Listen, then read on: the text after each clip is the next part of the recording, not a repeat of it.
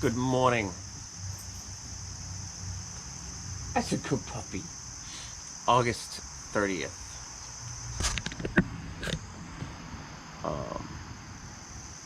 I think I want to do a lot more of holding postures. Our bodies are a little bit of a vlog entry. Our bodies are really resistant to change. We're very adaptable in the long view, but in the short view, our bodies are really resistant to change, and this is why it can take a while for exercise to have any effect on your overall feeling of health and wellness and well-being. It's why a change in diet takes a little bit to have an effect, and it's why we plateau. Because our body wants to constantly conserve energy. And one thing that I notice is there seems to be a misunderstanding in the exercise community regarding the benefits and function of yoga when compared to other forms of physical movement. If you go online, there's no end to the number of recommendations regarding reps. How much weight and how many reps, how many sets, and how often.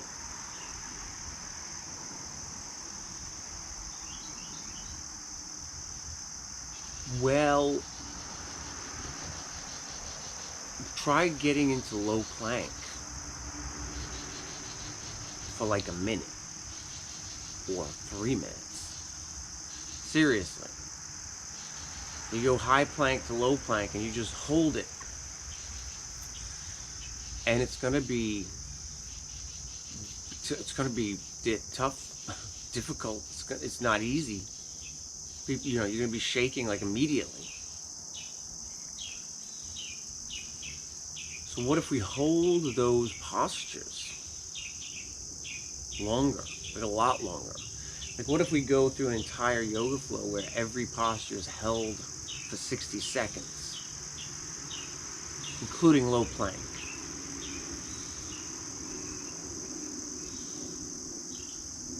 I'm thinking that there could be a really good yoga flow where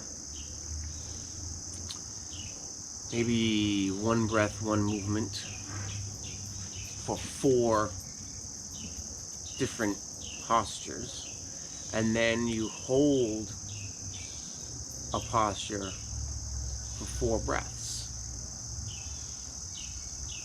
Or maybe you hold every posture for 4 breaths. I don't know. There's a lot of variations and a lot of possibilities. I was talking to a student the other day and they were like, I really need more cardio.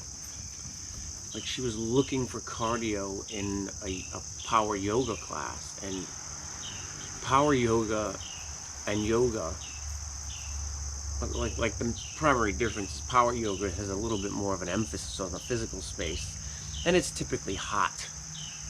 We turn the heaters up.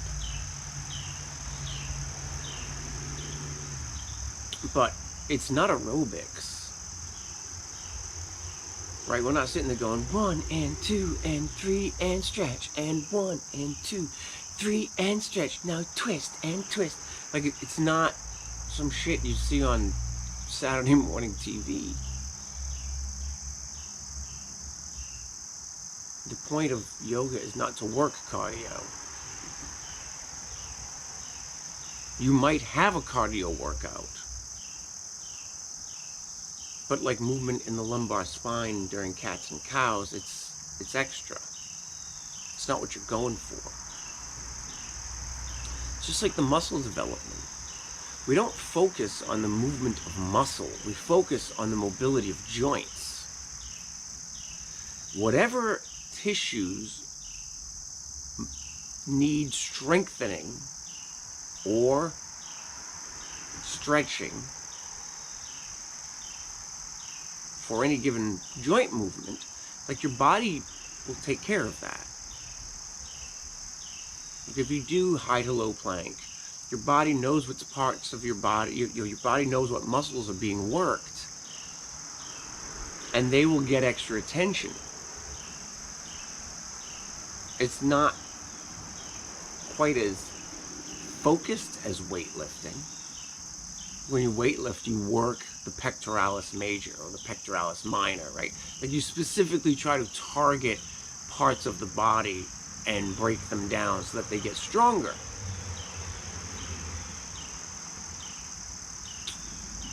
In yoga, you don't necessarily target muscle, you target joint movement. And all of the supporting tissues that support that movement become stronger and more effective and more efficient, including your breathing. Another thought on cardio. Unable to breathe and catch your breath, it's not cardio. It's not a cardio workout. That's a person who doesn't know how to breathe well. A person who doesn't know how to focus on their breathing. Maybe they've never had an opportunity to learn that. They've never had someone try to explain it or demonstrate it in a positive manner. So it's either a teacher's or a student's fault. Cardio is heart rate and lung capacity, not how fast you're breathing.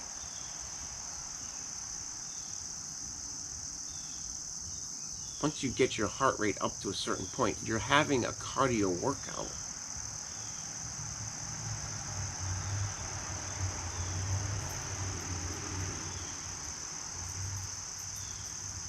I think my biggest hurdle as a teacher in this space, well, aside from personal hurdles,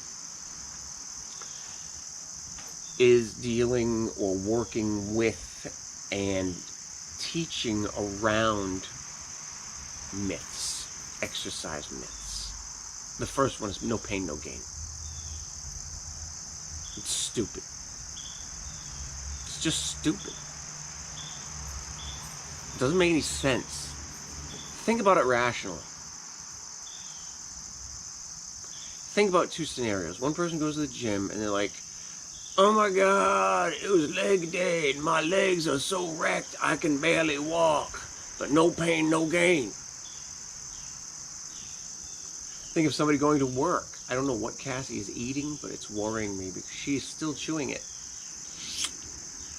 I feel like it's a bad thing. Anyway, now think of somebody going to work.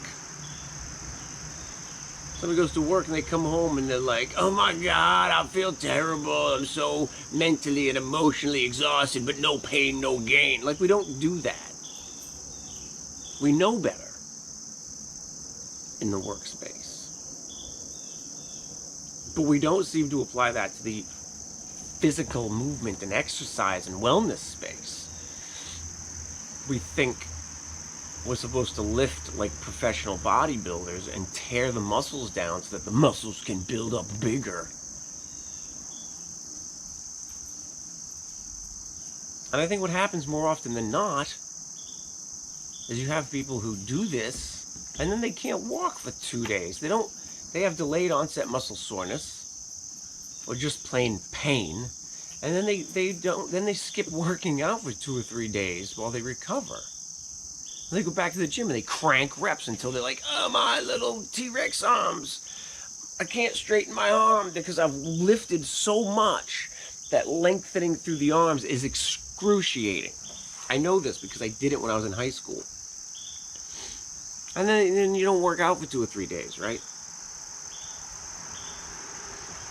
Our bodies have this place of a ragged edge of resilience, which is, I put it another way, right before no pain, no gain. It's this little tiny area right before you get into the, oh my God, I've worked out too much and I have T-Rex arms. And if you can find that spot by paying attention to how you feel going through any motions, you can have the most growth there. because you can move the next day and you can go do it again.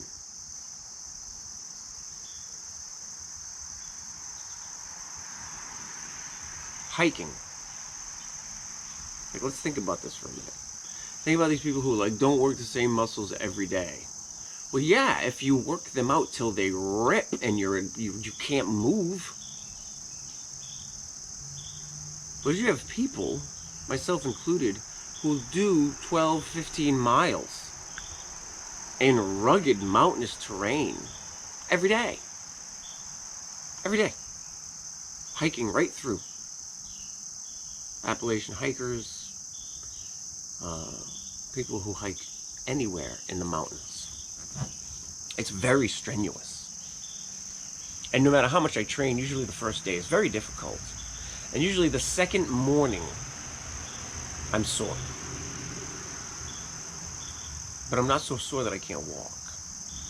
I'm sore because I definitely did some exertion. And then it goes away, and you just hike the whole rest of the time. And you hike long distances over very difficult terrain. You're definitely using your whole body, especially your quads, glutes, calves. Well, you can do it 3, 4, 5, 10 days. And you're absolutely burning a ton of calories and building a ton of muscle, strengthening your bones and joints and connective tissues through those repetitious movements. But you had better be able to walk the next day, because if you can't, you're stuck in the middle of nowhere. Like in a place where it's literally not possible to get a vehicle to you unless it flies. And even then, it might not work. My point is, exercise myths are a bigger problem than a lack of exercise. Because people decide they want to become healthy, or they want to become healthier, they want to change their lifestyle, and they go to the gym with this they go to the gym with this misinformation. First of all, you don't have to go to the gym. Gyms are fine. Go lift weights if you want to. That's great. I lift. I'm not knocking gyms. My point is, you don't need a gym. And you don't need to work out until your eyes bleed and your muscles are so sore that you can't move the next day to experience lots and lots and lots and lots and lots of gains. Too much of our wellness industry, the information in the industry comes from professional athletes, people who are trying to achieve an absolutely peak level of performance that is not the norm. And everybody wants to be special, right? Everybody wants to feel like they're super fit, if that's what you're going for, you know? We don't have to be. We can change the way we look at it. Go for a walk. If you don't exercise at all, and you just go for a walk around your yard, it's 100% more exercise than you did yesterday.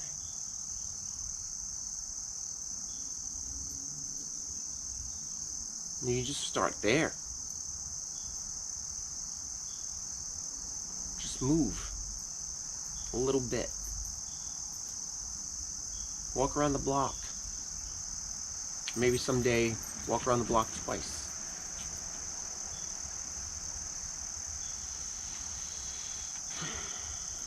Anyway, this has become a 15-minute ramble on exercise.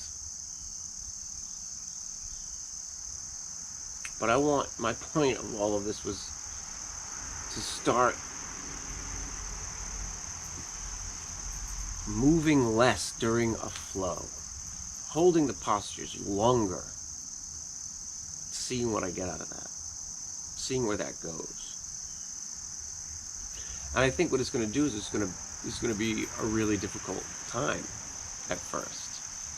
Low plank for 4 breaths is a long time. High plank for 4 breaths is a long time. forward fold for 4 breaths. So what I'm going to do is I'm going to do my first sun A, like a regular sun A.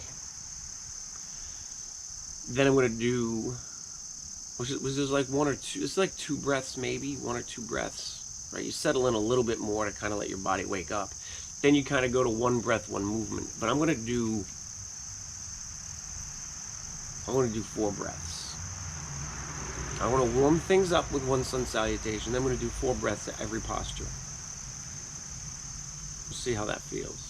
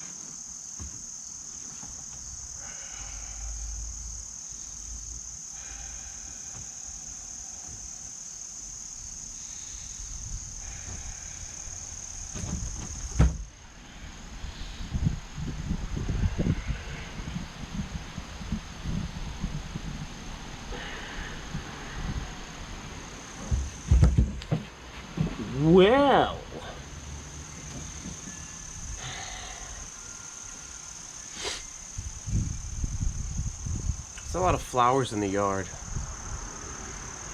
that have come up this year that haven't come up for years, and I'm allergic to something. So that's funny. That was tough. Mentally, I was okay. Chaturanga Dandasana is the worst. I feel very strongly that 3 breaths for me right now is a point of diminishing returns. Anything beyond 3 breaths is just struggle. So I'm not going to do that yet. Maybe I'll get there. But right now, I'm going to continue on with sun salutations, some variation where holding things for 3 breaths. That's really tiring. It's a vigorous workout. For sure. My heart rate's up to 80 beats a minute. My resting heart rate is somewhere around 60. So I'm up a little bit. And it was getting more and more arduous. If I had kept going, it wouldn't have taken long before I was having a really vigorous workout physically. Whew! Well, I hope this very long 365, I hope there's something here for you. Thank you for joining me on my practice today. Namaste.